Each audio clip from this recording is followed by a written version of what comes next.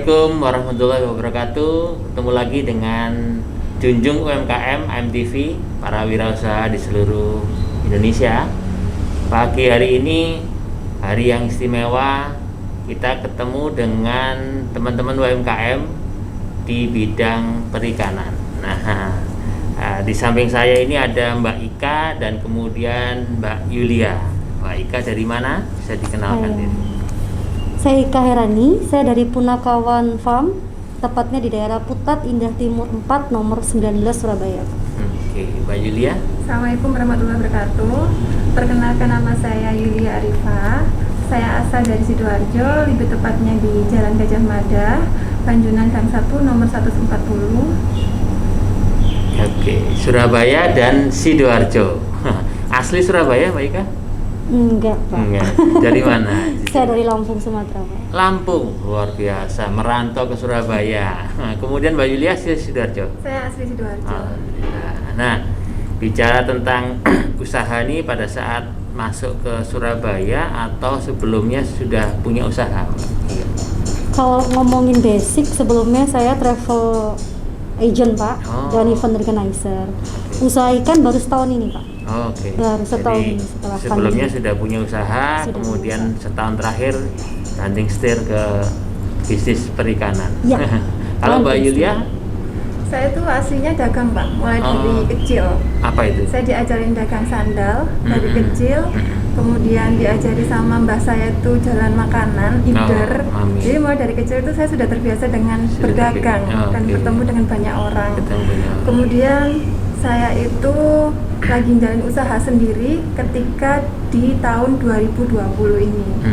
Sebelumnya saya cuma bantu-bantu aja, dagang-dagang gitu sama orang tua saya.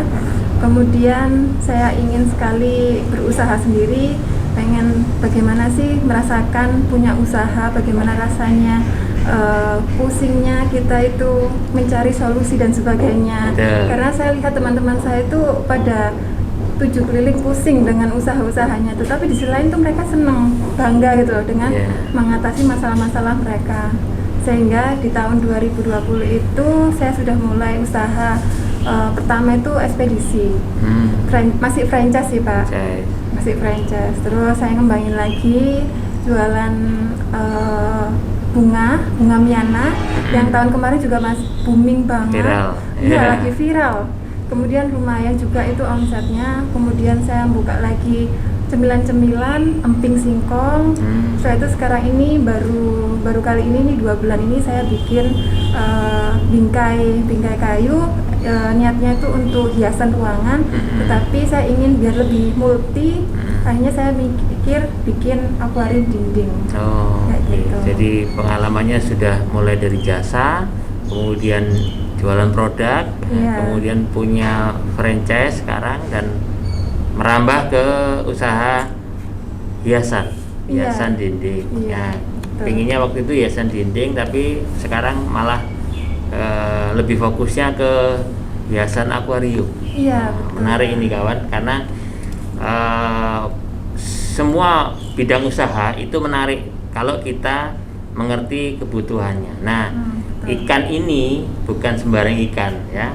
Jadi ikan ini memang dibudidayakan untuk sebagai hiasan, baik itu di rumah, di kantor maupun di tempat-tempat sekolahan ya. Nah, menarik nih Mbak Ika, pada saat backgroundnya ini sebagai travel agent, itu apa nih yang pertama terpikir latar belakangi kok bisa ke ikan cupang aja gitu? Awalnya cuman karena beli aja. Setelah itu coba ngebreeding itu kata-kata dari kita peternak cupang untuk mengawinkan. Akhirnya lama, banyak. Kenapa nggak dijual? Hanya jual teman-teman dekat. Akhirnya kenapa nggak dikembangkan lagi? Gitu, Bapak. Berapa lama kalau breeding tadi? Breeding itu satu ikan bisa sampai maksimal 2 minggu. Itu pun kalau dia mau. Oh gitu ya? Itu ya. Ditanya dulu atau gitu? Uniknya dari ikan cupang ini, kalau dia mau, dia akan mengeluarkan buih-buih, semacam buih gitu. baru dia bisa dikawinkan. Dan yang menjaga bukan yang female atau yang perempuan, tapi yang laki-laki, yang male. Begitu. Nah, kalau dia nggak mau, nggak kelihatan Pak buihnya. Gitu ya. Jadi latar belakangnya tadinya pengen sekedar mengawinkan aja, gimana sih efeknya? Ternyata kenikmatan itu berlanjut sampai ke penjualan. Betul, karena pandemi nggak ada kerjaan, ya jadi ladang usaha gitu. Kalau Bu Yulia saat itu kepikir nggak hiasan ini modelnya gini aja, memang untuk ikan ini gitu, apa gimana? Apa coba-coba dulu untuk ikan yang lain gitu? Iya, awal itu hanya bingkai aja Pak. Bingkai hanya untuk menghiasi ruangan-ruangan. Nah, biasanya para ibu-ibu itu paling suka nih menghias ruangannya biar lebih hidup gitu kan. Bingkai, kemudian tengah-tengahnya itu kadang dikasih bunga-bunga hidup kayak gitu ya Mbak Ida. Kan lebih bagus itu. Saya juga penyuka tanaman. Biasanya kita taruh nih di ujung sudut-sudut ruangan. Tapi kali ini saya berpikir gimana kalau misalnya ditaruh di dinding gitu, biar tidak menghemat tempat juga. Kemudian ketika kita di mana aja itu mata kita langsung terlihat itu loh. Iya. Nah, jadi tadinya untuk hiasan ini ya, bunga-bunga pot kecil-kecil gitu ya, di sudut-sudut ruangan. Gitu ya. Akhirnya kepikir. Nah, saat ini kawan, bisnis ikan cupang ini itu banyak sekali dilakukan di beberapa daerah. Nah, kita akan simak detail bagaimana tentang indahnya punya bisnis ikan cupang. Kita kembali setelah yang satu ini.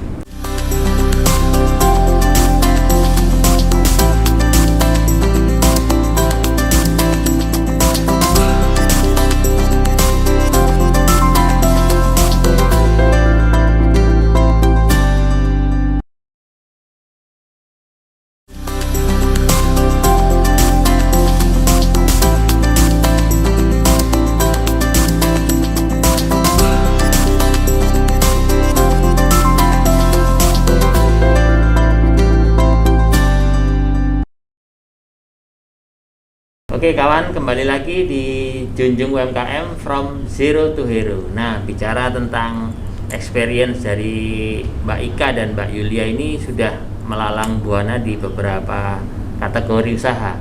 Tapi di satu tahun terakhir ini, kedua wirausaha ini memilih bisnis yang sama nih. Satunya tempatnya, satunya lagi isinya. Nah, itu yang menarik. Bicara produk nih Mbak Ika, pakai branding apa nih namanya? Punakawan Farm. Kenapa pilih itu? Karena kejawa-jawaan mungkin ya. Karena Punakawan itu kan ada Semar, ada Petro. Karena bukan orang Jawa, jadi setahu saya kalau Punakawan itu kita bisa guyup bareng-bareng. Jadi saya pengen peternak cupang ini jangan hanya berdiri sendiri, kita bareng-bareng menembus pasar ekspor gitu Bapak.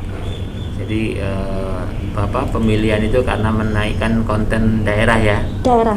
Kalau Mbak Yulia pakai branding apa nih tempat biasanya? Namanya itu Omiyai. Omiyai. Ya, Omiyai itu dari bahasa Jepang.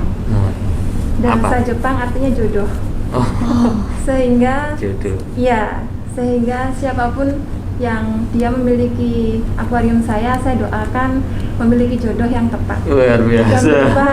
Ikan cupangnya juga bisa cocok gitu. Cocok dengan tempatnya, iya, nyaman dengan sekali. Tempatnya. Wah, itu luar brand biasa. Sekalian doa buat orang yang beli. Omiya apa? Omiya aja apa? Omiyai aja Pak. Omiya aja.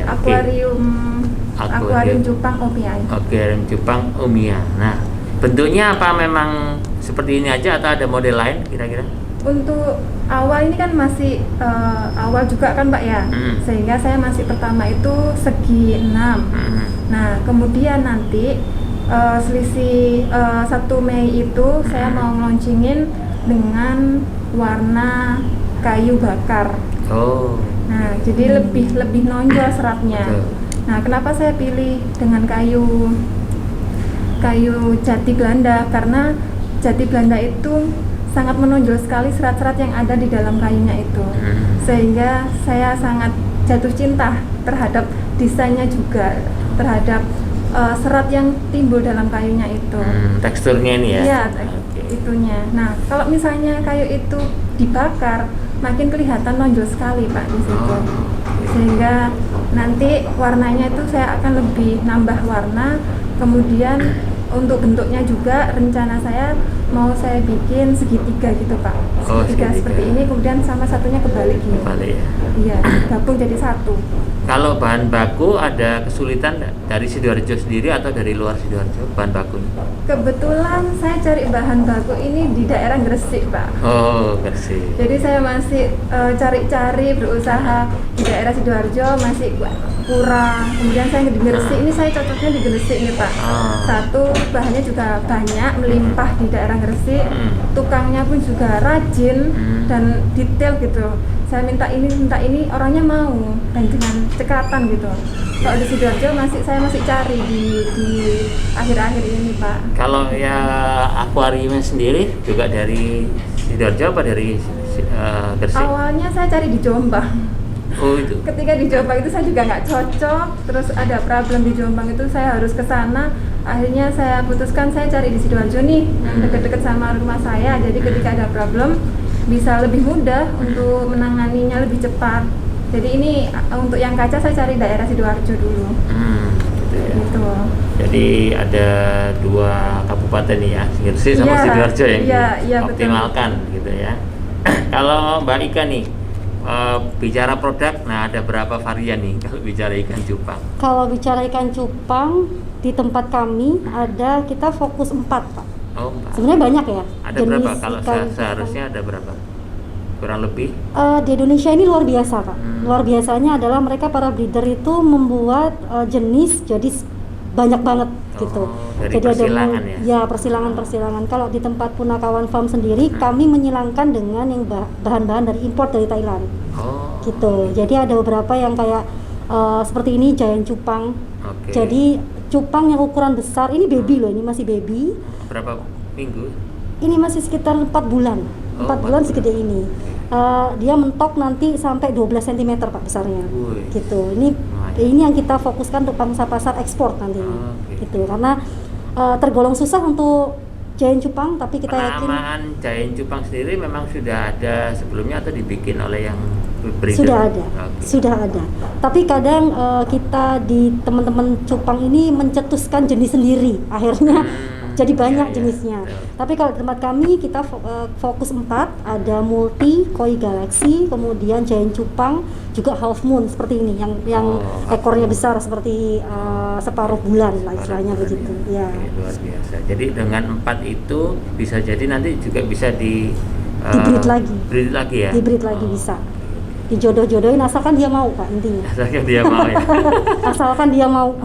Cara mengetahui jenis kelaminnya bagaimana? Dia punya semacam dasi kecil di bawah mulutnya, rahang ya. Di bawah siripnya. Warna apa? Dia kayak halus sekali, bening, dan buntutnya tuh lebih panjang kalau laki-laki. Gitu ya. Berarti yang di belakang ini yang saya bawa semua ini male Pak, laki-laki semua. Karena dia, kalau orang Jawa bilang itu medok, apa ya? Bahasa Indonesia medok itu dia bisa mekrok lah. Kalau gitu. Ini berarti laki-laki juga. Dia laki-laki juga. Dia laki-laki juga. Pendek ya. Pendek. Ya. Jadi agak panjang kalau yang male. Ya, untuk buntutnya. Gitu. Dan kita standarnya kontes biasanya sih. Oh gitu. Sudah pernah berapa kali kontes nih yang dibawa ini kira-kira? Banyak Pak, dan beberapa kali ada. Sebenarnya mau bawa piala, cuman kok rasanya kok kita gimana ya? Tapi ada beberapa piala yang kita bawa sih. Ya, keunikan produk ini kalau kita tahu pasti akan banyak sekali yang bisa dikembangkan. Salah satunya dari satu jenis ikan cupang saja bisa menjadi berbagai macam. Nah, kita akan simak lagi detailnya tentang kualitas dari masing-masing produk ini setelah yang satu ini.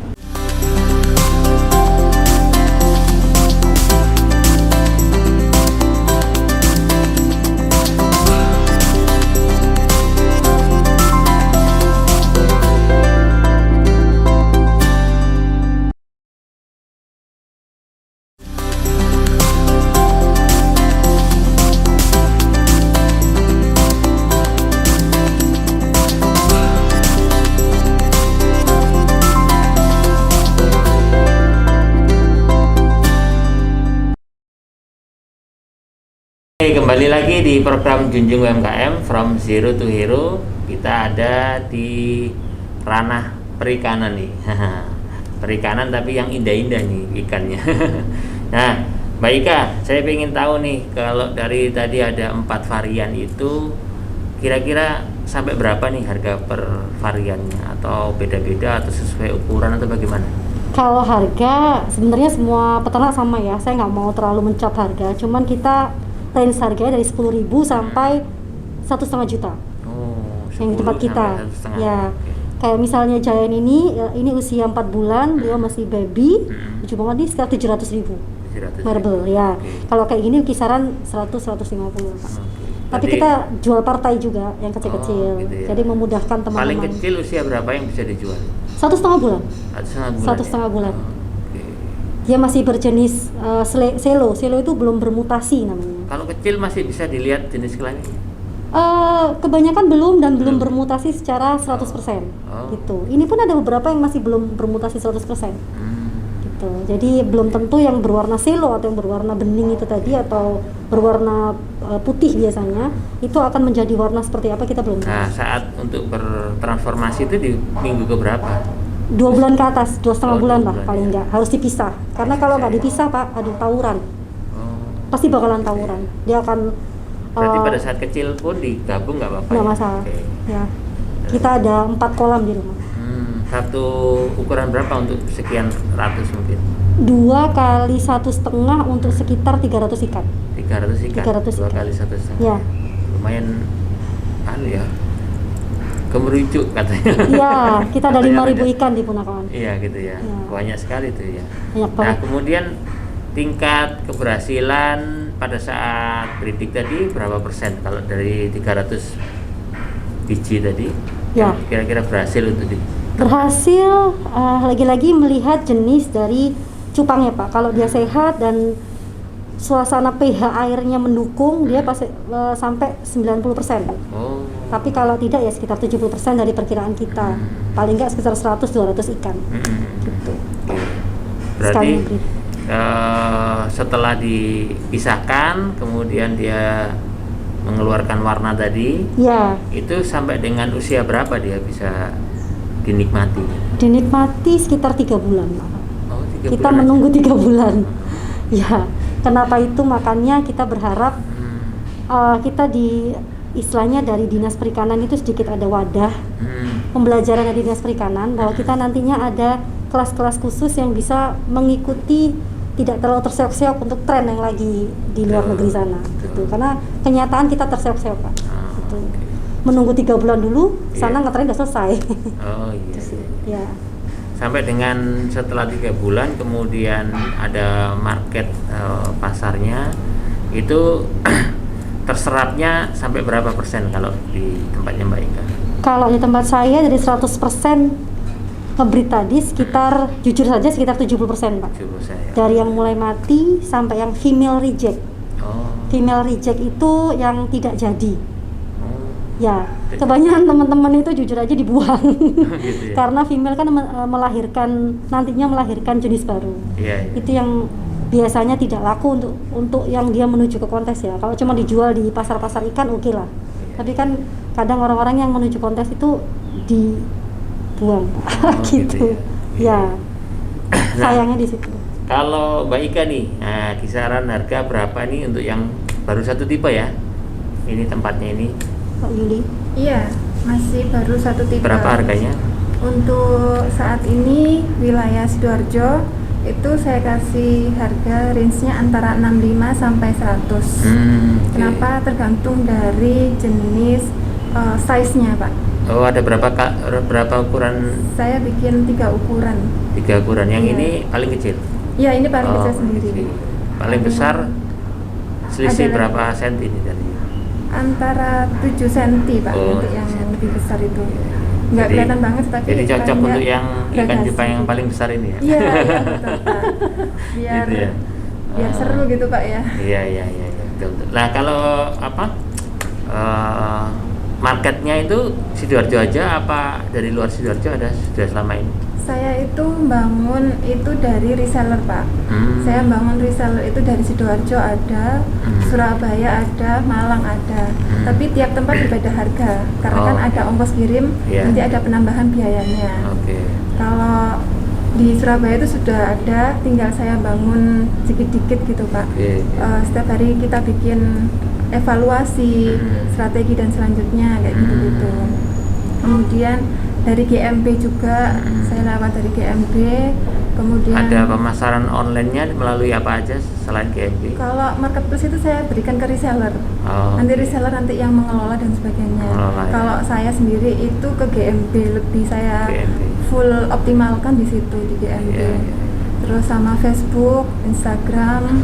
Nah, kalau pemasaran online mungkin di Sidoarjo dititipkan di beberapa outlet itu ada nggak? Ada, Pak. Ada ya. Ada rumah binaan BRI, RKB itu, terus sama pasar-pasar ikan itu. Oh gitu ya. Iya. Ada di Sidoarjo ya. Ada pasar ikan daerah Jalan Kartini itu. Itu saya titipkan di situ. Oke. Nah, kalau melalui pemesanan WA melalui nomor berapa nih Mbak Yulia? Oh iya, bisa langsung di nomor marketing kami 081 21 6.722. Saya ulangi 081 21 6.722. Nah, Mbak Ika berapa nomor WA-nya untuk dipesan nih Punokawan? Ya, Punokawan di 0897 9090 434. Kawan, jangan lupa segera pesan, dikirim langsung karena stoknya, tempatnya ada, isinya juga ada. Kita kembali setelah yang satu ini.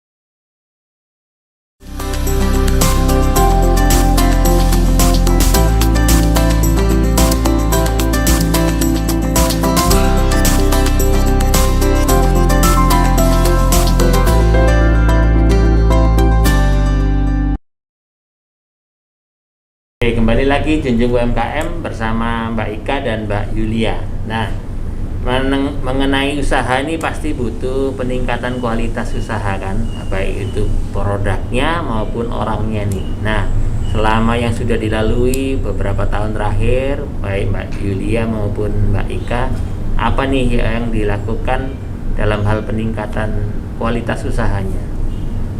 Peningkatan kualitas salah satunya kita kerjasama dengan Hotel Singgasana baru-baru ini, Pak. Jadi kita memamerkan tanda kutip ikan kita sambil menjual. Jadi pihak Singgasana memberikan space tertentu untuk ikan-ikan kita showing di situ. Barangkali ada pengunjung hotel yang membeli langsung bisa dibawa pulang. Kita juga kerjasama dengan dinas perikanan bahwa kita nggak pengen kita cuma ngebreeder aja atau mengawinkan saja, jadi mudinnya ikan saja, tapi kita punya standar sertifikasi CPIB dari dinas perikanan biar semakin naik lagi gitu. Kita juga akan mengikuti kelas-kelas ekspor yang akan dilaksanakan di Dirjen di Juanda. Dirjen ekspor di Juanda.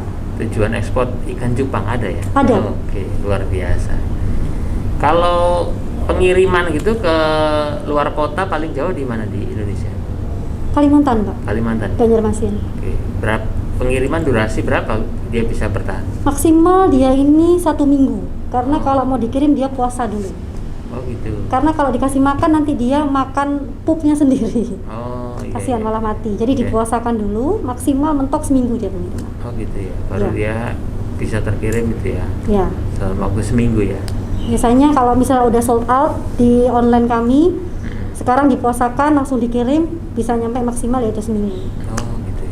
Siap. Airnya juga harus sedikit banget, jangan banyak-banyak. Waktu pengiriman ya? Waktu pengiriman. Pertama untuk ikannya, kedua meminimalisir kilo pengiriman. Gitu ya.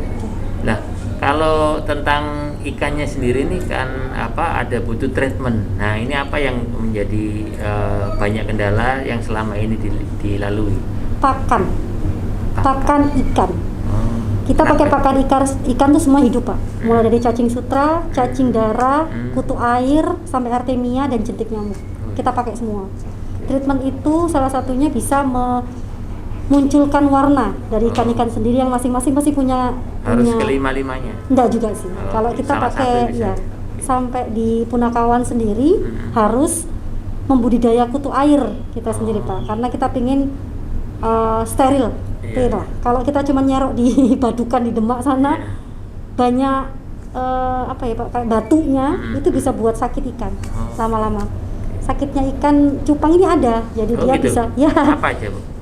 Sisik nanas, dia nggak bisa pup, jadi perutnya bisa besar. Kemudian dia juga patah tulang, jangan salah, bukan hanya manusia yang patah tulang. Patah tulangnya juga? Ya, dia bisa bagaimana patah tulang. ciri-cirinya itu? Ciri-cirinya dia akan bergerak secara horizontal atau verbal aja, jadi nggak bisa goyang-goyang kayak dia ini gitu.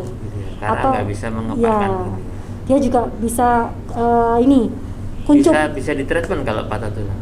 Bisa, kalau biasanya kan dia male atau laki-laki, dicemplungin female. Jadi dia akan kayak berantem sendiri, dia bergerak-gerak gitu. Oh gitu ya. Sementara treatment kita dipancing begitu. gitu ya. Iya, dipancing. Kalau sickness pakai obat sih Pak. Kita beli di online. Kalau 5 apa yang dipakai tadi itu tidak ada kekurangan ini ya, pasokan ya. Sementara sesuai cuaca Pak. Jadi ada beberapa hari terakhir jujur aja kita kekurangan cacing sutra juga cacing darah karena stok jualannya yang di beberapa tempat itu minim. Kita menyiasatinya ya alhamdulillah punya budidaya kutir tadi. Kita pakai kutir. Oh gitu. Iya. Atau kutu air. Mbak Yulia, kalau peningkatan kualitasnya Mbak Yulia mungkin 3 tahun terakhir dari berbagai macam usaha tadi, itu apa saja yang sudah dilalui?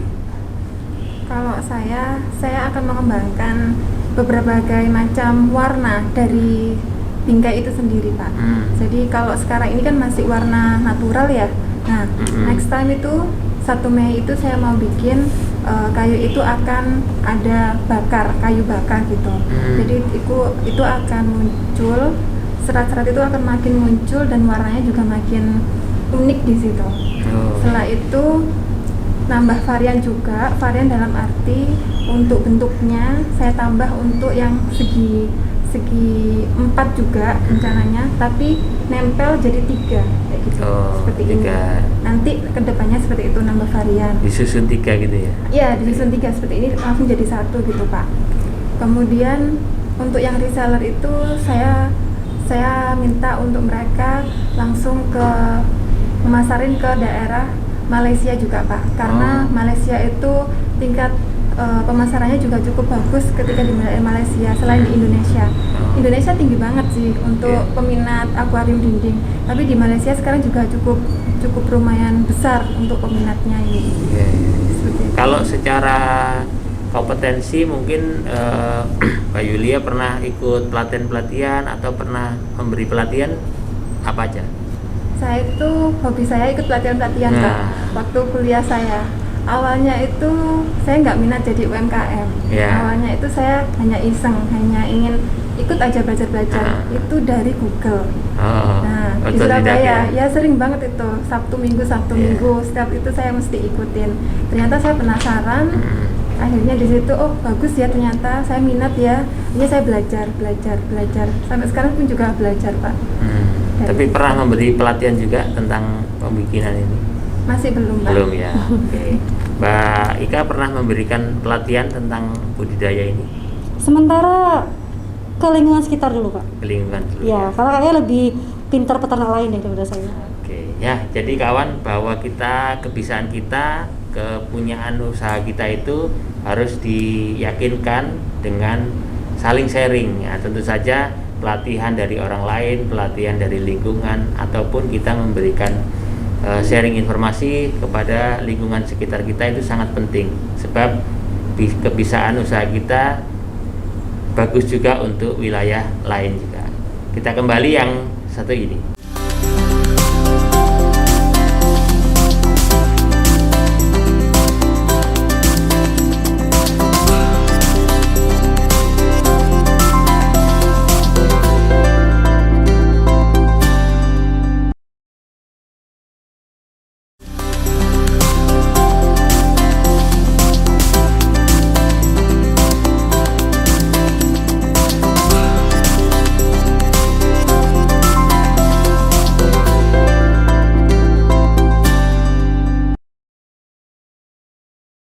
Oke kawan, ketemu lagi di Junjung UMKM MTV From Zero to Hero. Nah, bicara tentang ikan nih Mbak Ika, pasti ada beberapa kendala di lapangan. Nah, beberapa kendala itu tentu sudah selama setahun terakhir ini ada yang tersolusikan, ada yang tidak kan gitu. Nah, boleh bercerita nih kepada para wirausaha sekaligus memberi tips mereka tentang bisnis ini. Ya, kalau untuk fluktuatif kita itu paling harga, Pak. Permainan harga di para peternak lah, istilahnya begitu. Ketika mereka tidak tahu, mohon maaf saya nggak mendeskripsikan satu orang atau dua orang ya di sini. Cuman ketika kita sudah tahu kualitas, kita kan bisa bicara harga. Tapi ketika kita, mohon maaf, tidak tahu kualitas, orang akan berkata ya sudah ini harganya sekian saja, gitu. Harga sih Pak. Solusinya adalah ya kita tetap dengan pecinta atau penghobi ikan, bukan yang cuman beli untuk di istilahnya cuma seneng-seneng aja, bukan penghobi seperti kita ini. Ya, gitu sih. Kalau secara persentase selama ini pembeli yang di Punokawan itu yang penghobi dengan yang pembeli biasa berapa persen? 70-30 penghobi. Dan karena saya juga membuka, mohon maaf kalau dibilang lapangan pekerjaan seakan nggak enak, cuman kita saling bantu. Jadi teman-teman Gojek yang mau ikutan cari ceperan, monggo silakan datang ke Punokawan, bondo HP-nya sendiri, mau video ikan-ikan kita untuk dijual sebagai reseller, monggo, siapapun itu bisa. Jadi monggo, jadi tidak usah modal, cukup pakai ikan kita, sudah ditransfer langsung aja, kita yang packing bisa. Jadi kita membuka lapangan pekerjaan baru sih sementara. Setelah ada pembeli, lalu datang ke farm, kemudian ditransaksikan ya. Monggo silahkan. Luar biasa. Nah kalau Mbak Yulia nih sebelum punya usaha akuarium, tadi kan disampaikan punya usaha lainnya ya. Nah itu pasti ada kendala juga di lapangan, kendala baik itu dari market, baik itu dari masa pandemi ini. Nah kemudian apa nih solusinya waktu itu sehingga kemudian sekarang lagi fokus di akuarium dinding? Untuk usaha yang ekspedisi itu alhamdulillah sampai sekarang masih lancar Pak. Nah, tetapi saya tuh kan orangnya mudah bosan ya Pak. Mudah bosan, pengen cari usaha lagi. Lain. Ya, alhamdulillah ekspedisi itu sudah dipegang sama adik saya. Di rumah juga pembayaran listrik juga ada di rumah. Jadi saya berpikir sudah bisa saya tinggal ini.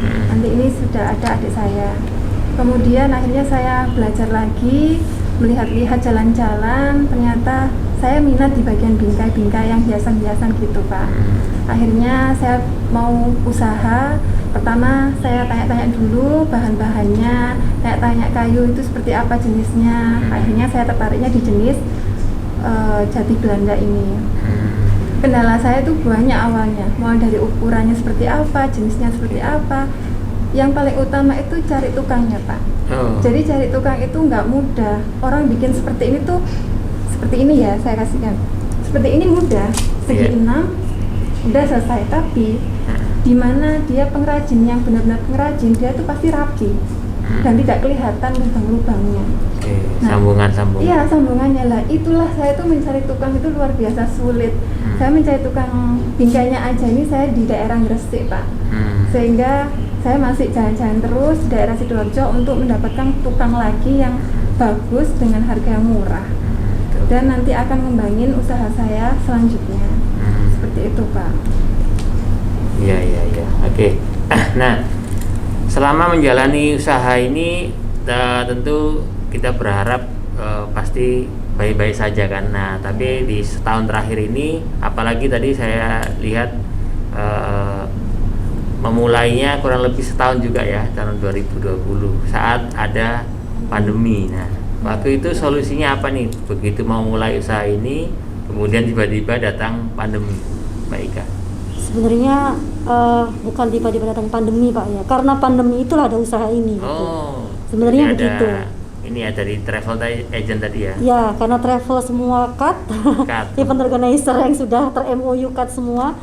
Datanglah bisnis ini akhirnya. Sebenarnya ini bisnis yang hanya untuk survive, tapi akhirnya saya mencintainya karena ini peluang untuk membuka lapangan pekerjaan baru pertama, kedua ekspor menunjukkan Indonesia ini punya kualitas loh di ikan cupang.